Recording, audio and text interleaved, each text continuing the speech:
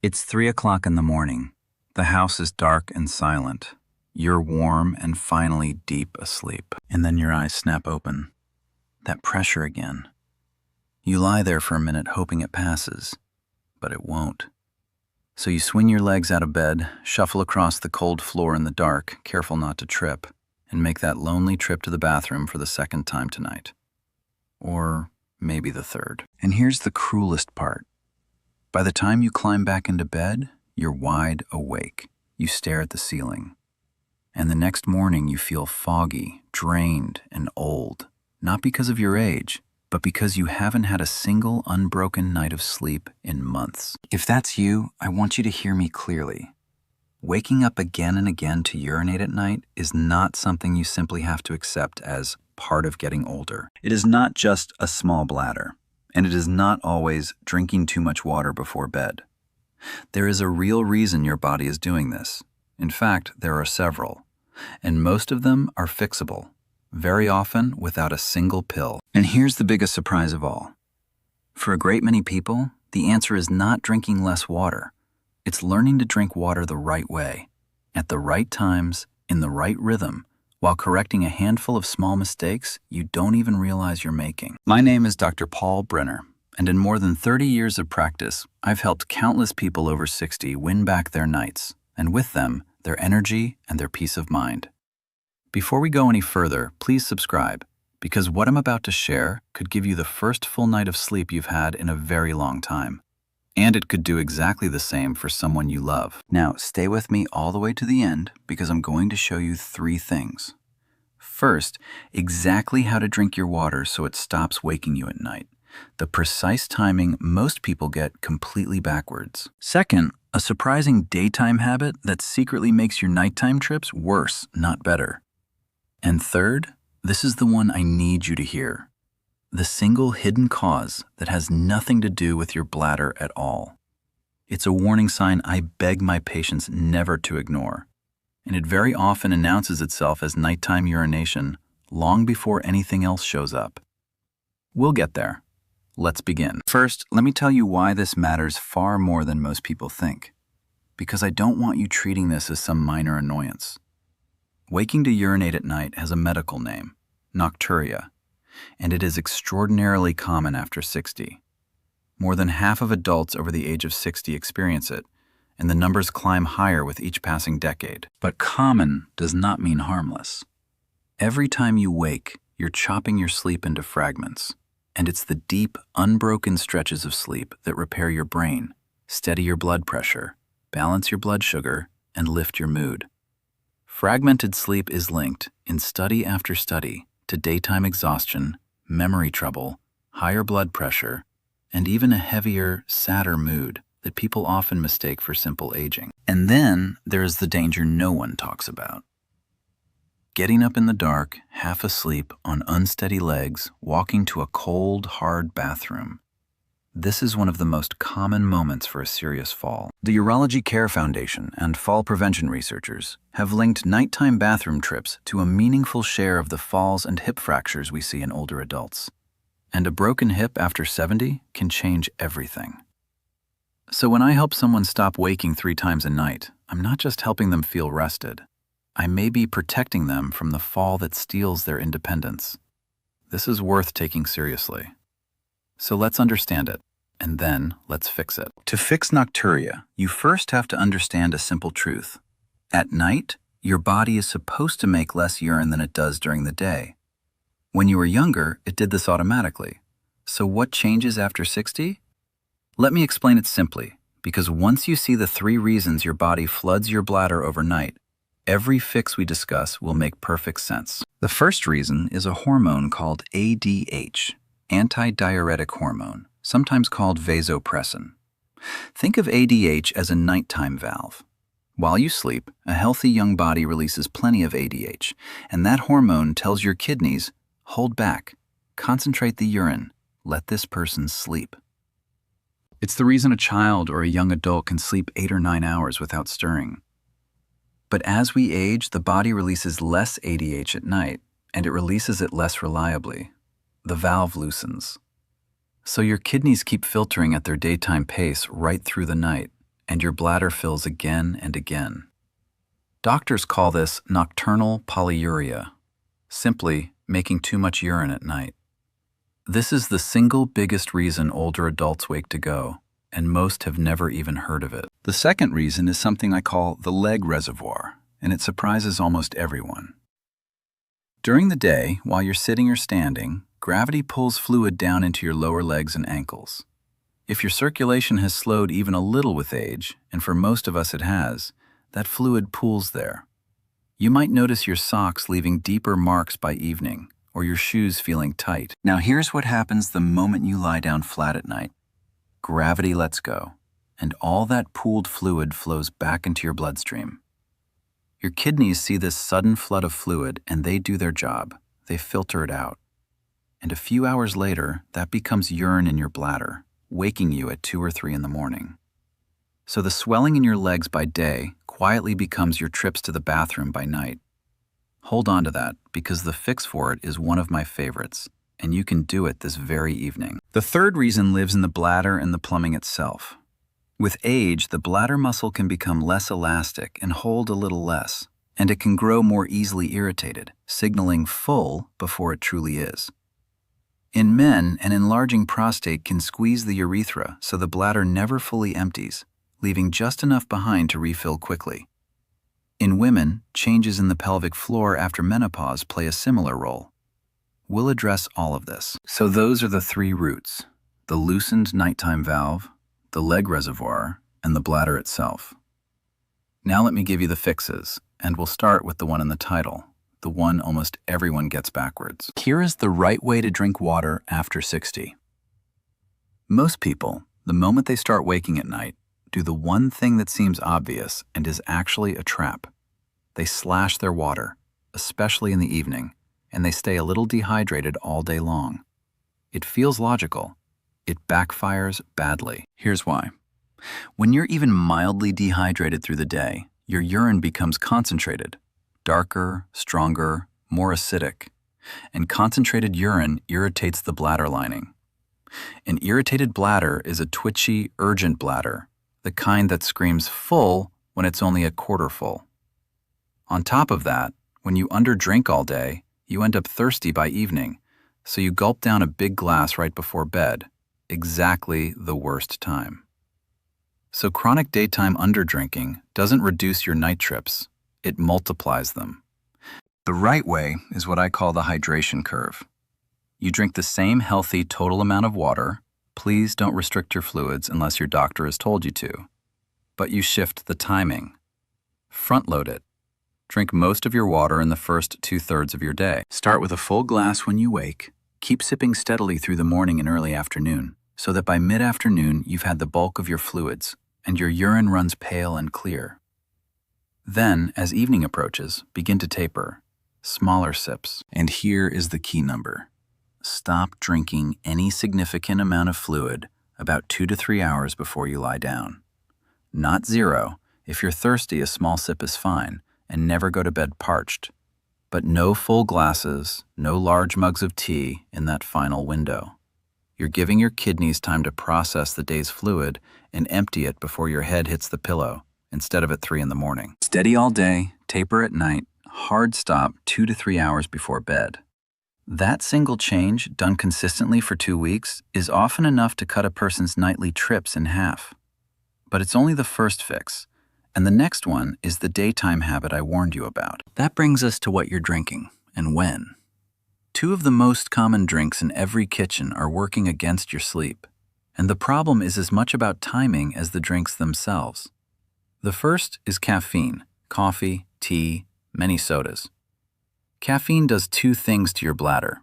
It's a mild diuretic, telling your kidneys to make more urine, and it's a direct bladder irritant, making the muscle twitchy and urgent. And caffeine lingers far longer than people think. Half of the caffeine in your 2 o'clock coffee can still be circulating in your body at 8 o'clock that night. So my rule is simple. No caffeine after about noon or early afternoon at the latest. The second is alcohol, and that evening glass of wine or beer is sneakier than it looks. Alcohol doesn't just make more urine. It actually suppresses that nighttime valve, the ADH we talked about. It shuts down the very hormone that's supposed to let you sleep through.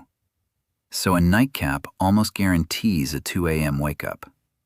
If you drink, keep it earlier and lighter, and watch what it does to your nights. Now, reason number 3, and this is the leg reservoir fix I promised, the one you can do tonight. Remember how fluid pools in your legs all day and then floods back when you lie down? The trick is to drain that reservoir before bedtime, on your terms, while you're still awake, not at 3 in the morning. So here's what I want you to try this evening. About an hour or 2 before bed, lie down on the couch or your bed and prop your legs up on a couple of pillows so your feet are higher than your heart, and rest there for 15 to 20 minutes. Gravity will do the work, pulling that pooled fluid back into circulation early so your kidneys filter it out before you go to sleep, meaning you make that trip to the bathroom once on purpose before bed, instead of being jolted awake by it later. If your doctor has recommended compression stockings, wearing them during the day stops the fluid from pooling in the first place, which works on the same principle. Legs up in the evening.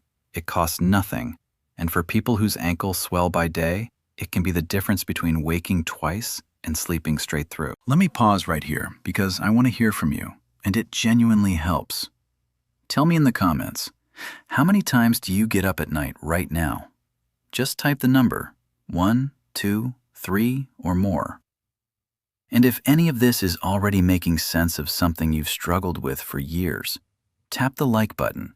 It takes 1 second, and it tells YouTube to show this to more people our age who are lying awake tonight. Thank you, truly. Now, take a breath, because the next 2 reasons are the ones most people never connect to their sleep. And the last one is the one that matters most. The 4th fix is hiding in 2 places most people overlook: your dinner plate and your medicine cabinet. Start with salt. A salty dinner, and most restaurant food, canned soup, deli meat, and frozen meals are loaded with it, makes your body hold on to extra water in the evening, water it will then have to offload overnight. It also makes you thirsty later, so you drink more right before bed. Easing up on salt at your evening meal, in particular, can quietly calm your nights. Then there are medications. Many people take a water pill, a diuretic, for blood pressure or swelling. And if you take it in the evening, you are quite literally instructing your kidneys to make extra urine right at bedtime. The same is true for some other blood pressure medications. Now hear me carefully. Do not stop or change the timing of any medication on your own. But this is absolutely worth a conversation with your doctor or pharmacist. Often, simply moving a water pill to the morning, with their blessing, can transform your nights. That one question at your next appointment could be worth more than anything else in this video. And now the 5th reason, the hidden one, the one that isn't about your bladder at all, the one I promised, and the one I need you to take seriously. Sometimes, waking repeatedly at night to urinate is not a plumbing problem. It's a signal from somewhere deeper. The most important of these is sleep apnea, a condition where your breathing repeatedly pauses during the night. Here's the connection almost no one knows.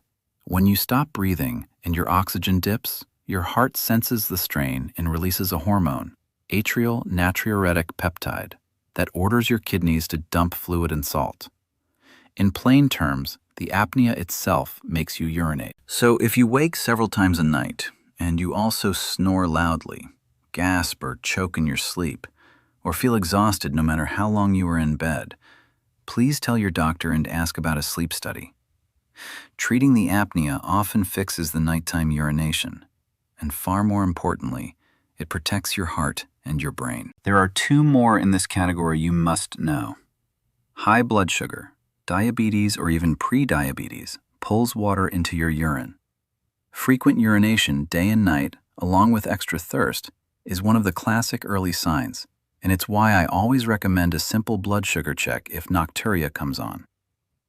And in some cases, fluid retention from the heart or kidneys not working at full strength can show up first as nighttime urination, often alongside swollen ankles and shortness of breath.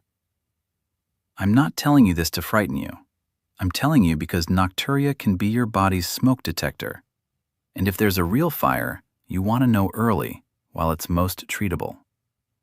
So if your nights don't improve with the simple steps we've covered, that is your cue to see your doctor, not to give up. Now let me bring this all together into the simple plan I'd hand you on a single index card. Because I don't want you to remember 10 things. I want you to do a few of them, well, every day. From the moment you wake, drink a full glass of water and keep sipping steadily through the morning and early afternoon, so your urine runs pale and clear by midday. Afternoon, no more caffeine. With dinner, go easy on the salt and keep any alcohol earlier and lighter. In the early evening, lie down and put your legs up above your heart for 15 to 20 minutes to drain the day's fluid. Then taper your drinking, with a hard stop on any large amount of fluid 2 to 3 hours before bed. A small sip if you're truly thirsty. Never bone dry. Empty your bladder completely right before you lie down. And men, give it a moment and try a second time to make sure it's truly empty. And at your next appointment, ask your doctor 2 questions. Can any of my medications be moved to the morning? And should we check for sleep apnea or blood sugar? That's the whole plan. None of it is hard. All of it works better together. Let me tell you about a patient. I'll call her Margaret, 68, a retired nurse, which made it all the more frustrating for her. Margaret was getting up 4 times a night, every night. She was exhausted, irritable, and frightened because she'd already had 1 near fall in the dark hallway. And, like most people, her instinct had been to stop drinking water after lunch, which, as you now know, was quietly making everything worse. We didn't do anything dramatic. We rebuilt her hydration curve so she was actually better hydrated by day and tapered by night. We moved her water pill, with her doctor's approval, from dinner time to breakfast. We started the legs up routine in the evening because her ankles had been swelling for years, and because she snored and woke up tired, we sent her for a sleep study, which found a mild apnea no one had ever caught. 6 weeks later, Margaret told me she was down from 4 trips a night to 1, and some nights none at all. I forgot, she said, with tears in her eyes, what it felt like to wake up and feel rested. That is what we're really after here. Not just fewer trips to the bathroom. Your sleep, your safety, your life back. So here's what I want you to do right now before you move on. Don't try to change all of it at once. Pick one thing for tonight. Maybe it's putting your legs up before bed. Maybe it's your last glass of water moving up by 2 hours. Maybe it's writing down that question for your doctor about your medication timing. Just one. Start there tonight, stay with it, and add the next piece next week. The people who get their nights back aren't the ones who do everything perfectly for 3 days. They're the ones who change one small habit and keep it. If this helped you understand something you've struggled with for years, please give it a like and share it with a friend or family member who's also up at all hours. Your share might be the reason they finally sleep through the night and stay safe on their feet. And if you're not yet subscribed, join us, because every week I bring you clear, honest, doctor-explained guidance to help you stay strong, rested, and independent. And one last thing, because it matters. Everything I've shared today is general education based on current research and my years in practice. It is not a substitute for your own doctor's advice. Please don't start, stop, or change the timing of any medication on your own. And if your nighttime urination is new, worsening, or comes with pain, blood, extreme thirst, swelling, or breathlessness, see your doctor promptly. Bring this video to your next appointment and decide together. Take good care of yourself tonight. You deserve a full, peaceful night's sleep, and more often than not, it's well within your reach.